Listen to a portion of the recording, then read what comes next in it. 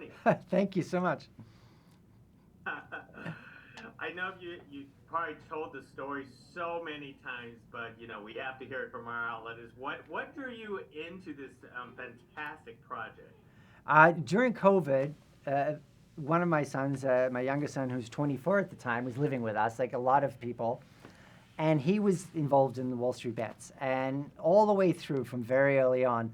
So I was living it with him, and it got obviously very intense during that 2 week period, trying to time the options, like, and that intensity, like literally every 3 minutes, trying to figure out when to sell, when to get out.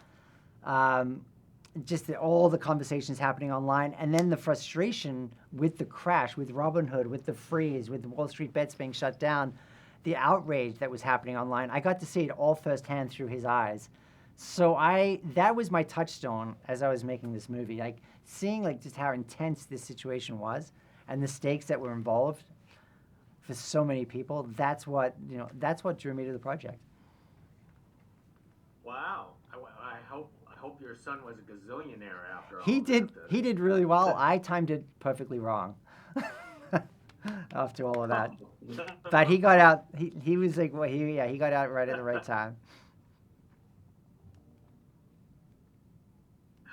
Now, how do you approach the comedy with something like this when a lot of the characters, the real people, are still alive and probably will end up watching a film like Dumb Money? I mean, it's very important to me with humor. It's never at the expense of the character. It's like what's funny to me is the situation, and also in life, I think it's the two are intertwined to me. Drama and humor. It's how we deal with situations. It's like whether we're deflecting, or using it as armor, or whether it's just like to connect with people. The humor is like intrinsic in everything that we do in our daily life. So it's like to me, it never works for me to separate it in a film, um, and I like to be able to blend the two together, and I use it in a way that it is used for those reasons, whether it's deflecting, or whether it's armor, or whether it's connecting emotionally. These are like the ways that I use it as a tool. Now, one of the things even though I know a little bit of finances, but one of the things I appreciate about your film is using all this terminology, which, you know, to a lot of people, it would go over their head. So how do you dumb it down for the audiences in this film?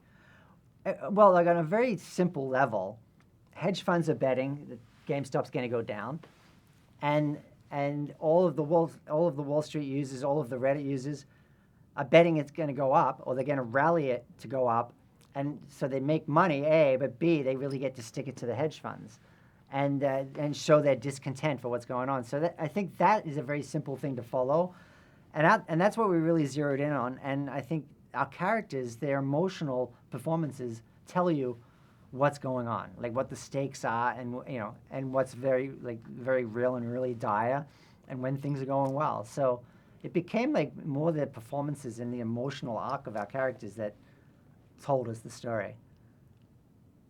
There are so many characters in this film. How did you balance it all? That's kind of that was a concern. Obviously, I think we've got about 12 characters, and there's only so much screen time, so every scene had to count. Every scene, we were very cognizant of like what's going on emotionally in their life, trying to get some backstory of who they are as people, and what their stakes are. But then the thing that I discovered that really was connecting them was the stakes that are involved. Like it's like, and in many ways, a lot of them, it's life-changing stakes for for all of our users.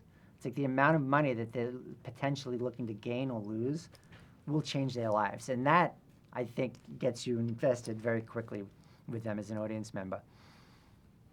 Most excellent, Craig. Well, thank you very much for having this conversation about Dumb Money. Let's hope in the box office it goes to the moon. Thank you so much. Thank you. Bye.